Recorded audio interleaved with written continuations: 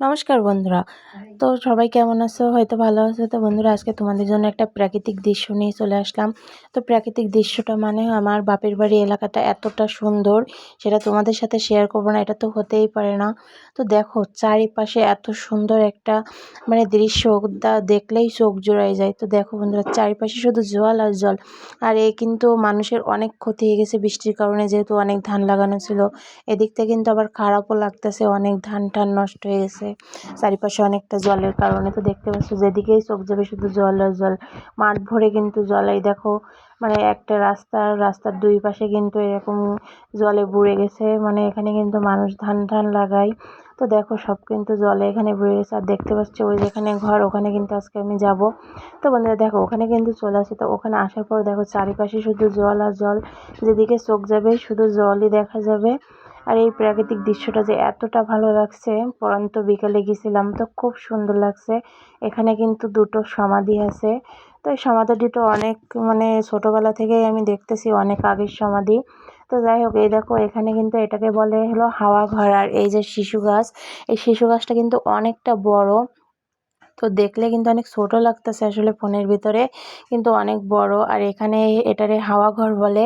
আর এই হাওয়া ঘরে কিন্তু অনেকেই মানে মানে ঠান্ডার সময় বা গরমের সময় বা এত মজার একটা জায়গা, এখানে কিন্তু সবাই আসলে সময় কাটাতে আসে।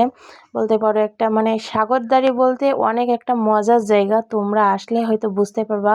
বা অনেকে কিন্তু পিকনিকে আসে। তো দেখতে পাচ্ছ চারিদিকে শুধু এই টাইমে এখন জল, আর কয়দিন গেলে কিন্তু এই জলটা আর থাকবে না। তো এখন আমি ঘরের ভিতর প্রবেশ করব, দেখতে পাচ্ছ।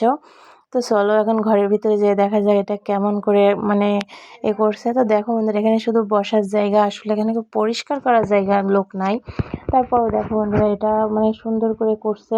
এখানে কিন্তু অনেকে আসে, এর ভিতরে মানে গরমের সময় বেশি ভালো লাগে, মানে ঠান্ডা ঠান্ডা একটা ওয়েদার, মানে অনেক সুন্দর। আর দেখতেই পাচ্ছ সূর্যটা ডুবে যাচ্ছে, কতটা মানে সুন্দর লাগছে। বন্ধুরা পরিবেশটা যে এতটা সুন্দর বলেও বোঝানো যাবে না। তো তোমরাই তো দেখলে বুঝতে পারছো। অবশ্যই আজকের ভিডিওটা তোমাদের কাছে কিন্তু ভালো লাগবে আশা করি।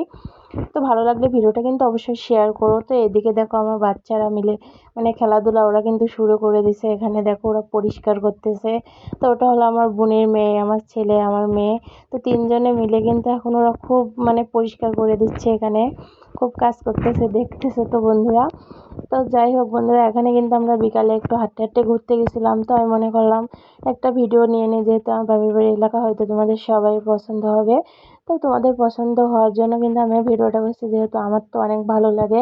আমি কিন্তু গেলে ওখানে 9-10 দিন থেকে আসি, কারণ আমার গেলে আর আসতে ইচ্ছে করে না, এত একটা ভালো জায়গা। আর এই যে সূর্য ডুবে যাচ্ছে, এই সূর্য ডুবা দেখতে যে এতটা ভালো লাগছিল কি বলবো। আর একজন দেখো ওখানে আবার মাছ ধরতেছে। তো আস্তে আস্তে দেখলাম যে এখানে একটা মর্গা আছে। তো মর্গার এখানে দেখো কতগুলো মাছ যাচ্ছে। তো সেইভাবে ভিডিওটা করতে পারি নাই, তো আজ দেখলেই হয়তো বুঝতে পারছো। তো দেখো এখন এই পর্যন্ত ভিডিওটা করেছিলাম। তো আরও কিন্তু সুন্দর সুন্দর জায়গা আছে। তো অবশ্যই যদি ভালো লাগে কমেন্ট করে জানিও, তোমাদের কিন্তু আরও সুন্দর সুন্দর ভিডিও দেওয়ার